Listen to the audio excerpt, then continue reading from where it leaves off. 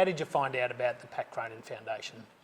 So I was a Whitefriars boy through my schooling, so it was sort of the foundation's message and values was sort of instilled into me as a younger kid. And then it was actually you that I heard speak in year 12 at a presentation that really captivated me, and I know my friendship group as a whole. We had a big chat about it afterwards. I got my hands on one of these wristbands for the first time, and from there it sort of had always been in the back of my head as my local charity, and one I felt really strongly about thanks to the great work that you guys do. So tell us about this crazy challenge that you've set upon yourself. So this year I've set out to run 52 marathons through the 52 weeks of 2025, which is one a week. I did a bit of background research prior, and it said it was unsafe to run 2 within 31 weeks, which made the prospect of it a bit daunting. Yeah. But I was running in last year's Melbourne Marathon and had this idea that I enjoyed the run so much that I wanted to try and do it more frequently. Spoke to all my friends, all my family, had a big chat to everyone and consolidated what they thought. And everyone basically told me I was insane, but that there's no harm in giving it a go. So here we are. Amazing, amazing. Thank you. It just makes me sore thinking about, running one marathon, let alone 52 in 52 weeks. Yeah, incredible. Thank you. Yeah. Thank you. And Matt, what did you think when you read the contact us inquiry from Ben to say that he's got a fundraising idea, and then once you actually met with him? Well, again, my first thoughts was, who is this crazy person? Eventually we arranged to meet, and then I was convinced that you were crazy, but how determined you were, to take on this challenge. So I saw it in your eyes right from the get-go, that you were going to do it, and here you are, well and truly on the way, which is just amazing. Thank you. Yeah. Thank you. And what can you say about Ben's efforts so far? He's a good number of marathons through, and how would you say he's going? Oh, look, it's just incredible. As you said, the advice was to do, more than one in a 6-month period is a big ask. So to be backing up week after week after week is quite incredible. I'm a cyclist, and that's hard enough on your legs as it is, let alone thinking about the pounding on your feet. So, I think it's all about recovery, if I'm not mistaken. Correct, so, yeah. And Ben's raising funds. This is all as a fundraiser to continue to support the work of the foundation. What will the impact of Ben's fundraising have on the foundation? Look, it's a huge impact.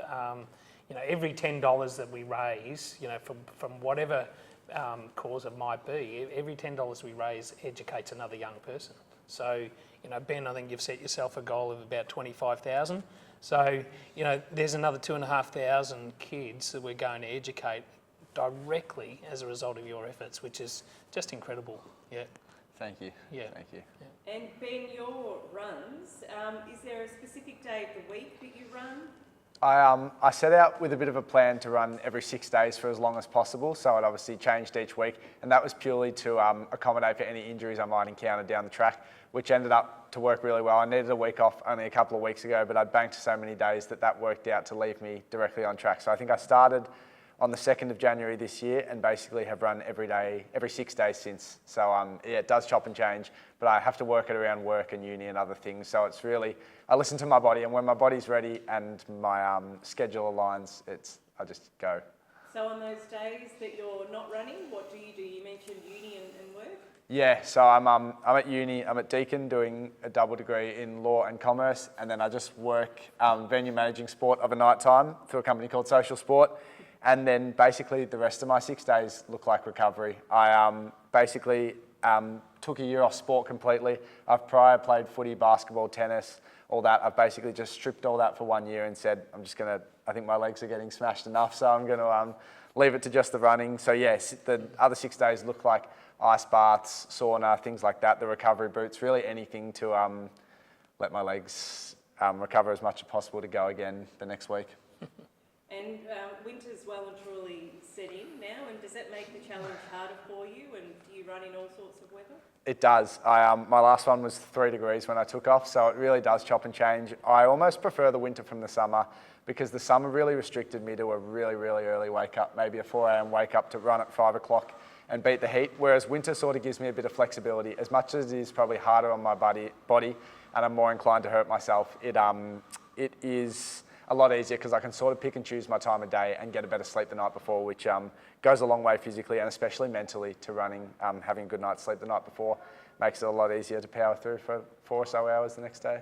And if your legs could talk, what do you think they'd be saying to you right now? One of stop, help, enough, but that's okay. They know it's for a good cause, so I think they'll be happy with it. Understand. They understand. And what's the strangest or the most unexpected thing that you've seen during a run? Probably the guy on my right on about the third or fourth marathon this year. I reckon it was my fourth one. I was riding and I heard someone yell out my name, and I run locally, so I hear lots of people, but I turned and it was a cyclist, and I almost was unsure for a second, and then Matt yelled out again and I realised who it was, and he actually, I was lucky enough, Matt rode with me for probably 2 kilometres, had a chat about how it was all going, and it sort of just reminded me why I'm doing it and how close to heart the foundation really is, which was the perfect, the perfect way to encourage me to keep trotting along. And what does the work of the foundation mean to you, and what drives you to keep going? Oh, I'm so impressed. The thing that I constantly dwell on, and another reason that keeps me running, is how the foundation, and especially Matt and Robin, were able to turn such a tragic event into something, shine such a positive light and educate others, as opposed to looking so negatively upon something that no one would wish upon anyone they knew. So that really resonated with me and is really the key driver as to like what I think about when I think of the charity. That's normally the first thing that comes to mind. And how would you say the journey's challenged or changed you rather, personally or physically? I think when I think change, I think it's basically all been mental this year. It's been it's probably done me good in more areas than I even know. In terms of mentally, it's that mental hurdle of getting up every morning and wanting to roll over and go back to sleep sometimes, or the first 10Ks where I'm trying to run out through all the niggles that I've had over the past couple of runs. And it's just, it's painful, it hurts, but again, it's for a good cause. And the mental hurdle that I'm able to jump each time, it's elation once I finish. It's the best feeling, knowing that I have 6 days of just being able to chill out before I go again. And I know each one I build in confidence, and mentally I'm getting stronger and stronger after each run, which is starting to offset the physical wear and tear that's definitely starting to come. Yeah. You're about to reach quite a significant milestone in your running journey. You're about to hit the halfway mark of 26 marathons, and will you be doing anything special to mark the milestone?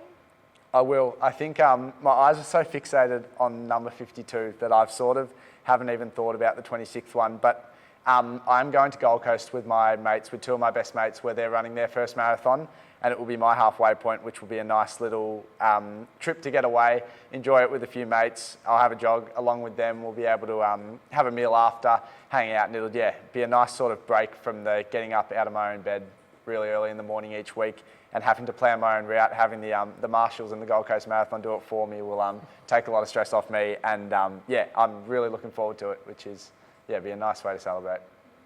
And have you always been a runner? I have. I've more so just played a lot of sport. I've almost played 3 or 4 sports at all times, from probably 5 or 6.